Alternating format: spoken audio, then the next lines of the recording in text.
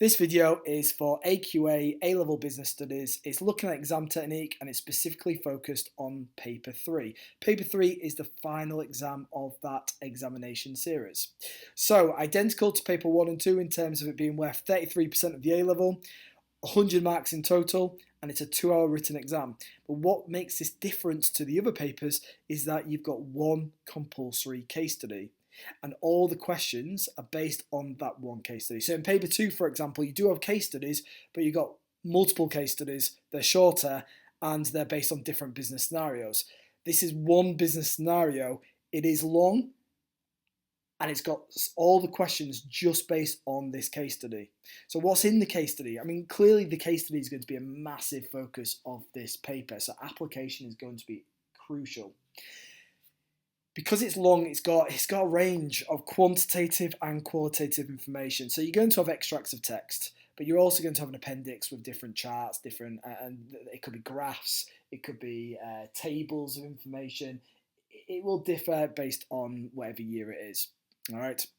So the structure of the questions, you've got more larger marked questions. So for example, I know in paper 1 you have 2 25 markers to do, but then you have multiple choice and you have some of the smaller marked questions. Paper 2, again, you've got, for example, 5 markers. But in this paper, even the analysis question is not a 9 marker, it's actually a 12 marker. And then you've got 2 16-mark evaluation questions. You've got a 120-mark recommendation question. You've got a 24-mark of the all businesses angle to the question. So this paper, it is much more evaluative. So evaluation is going to be an absolutely crucial skill.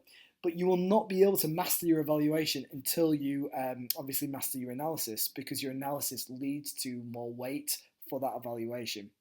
So a supported judgment is a crucial skill to look at in this paper. So observations, and these are my observations from some of the classes that I've had ever since the specification was created, but it's also looking at examiner reports. And there's a real concern over time management in this paper. So students often feel pressed for time. And therefore, you really have to focus on your time management. You have to make sure that you do not allocate more time than what is needed, for example, for a 12 marker, because then you're going to struggle to have enough time for that 24 marker. Now, if, for example, you've gone over your time allocation for the 12 marker, you do need to think about how many more marks am I realistically going to get for this 12 marker? And you need to think about, should I be stopping now and getting on to the next question? Now, if you've got time at the end, then obviously you can revisit these questions, but it's really, really important to make sure that you have enough time for each question.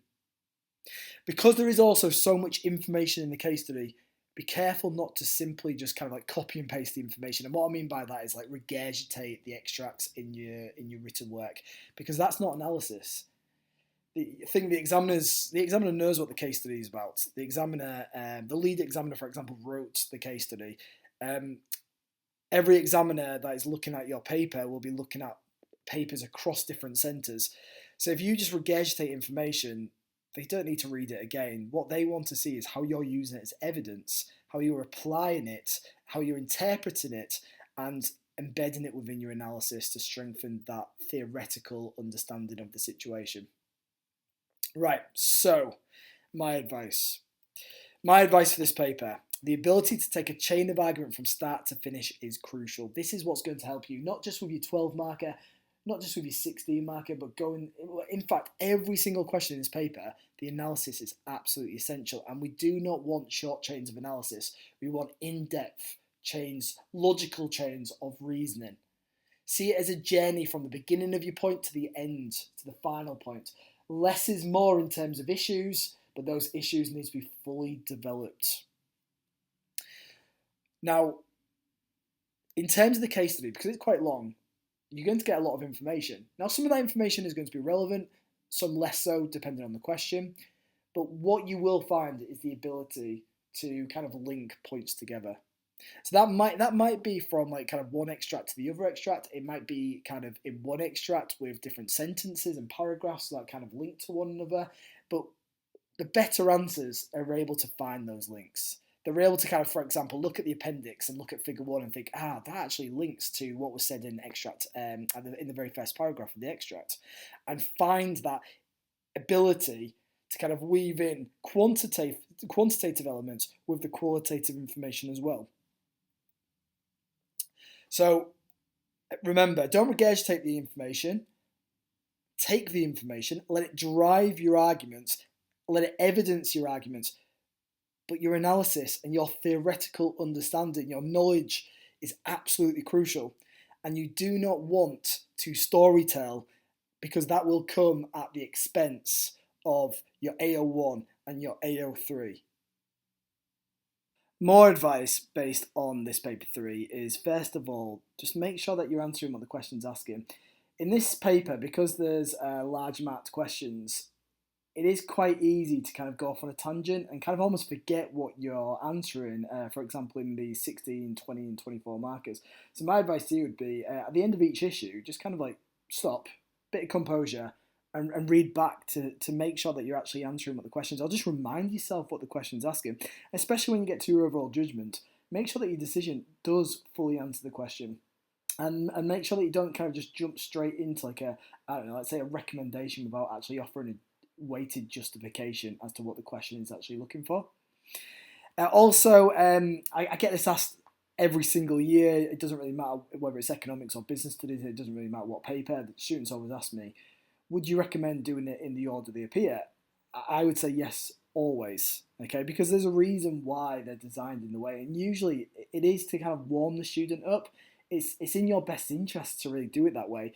And especially when you've got a paper like paper 3 where there's such a large case study, it's really important that you get to understand and know the case study by the time you get to the large amount of questions.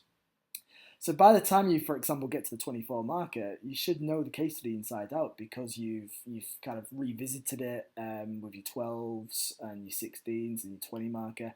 And I know that 24 marker is about all businesses, but you still need to know the case study inside out, because you need to kind of understand how it applies to the business in the case study. But also, you should be at the stage where you could be thinking, okay, well, that's that business and that scenario. Let's think about alternative scenarios which are different to this business. And again, by that stage, you should be more productive in doing so, because you know that information from that business inside out. Now, in terms of the last piece of advice that I'm going to give, some of the questions are going to ask you for example, a 20 marker is going to ask you for recommendations. Now, the questions, they might not ask you to carry out calculations, but it's what the examiner expects from you. Because in order to really give strength to arguments and give strength to recommendations, you need to use both the quantitative and the qualitative information. And that quantitative, it might not just simply be enough to source that data. It might be actually, you might have to use the data to come up with the calculations to understand why that's important for this scenario, and why, for example, one option should be chosen over the other option.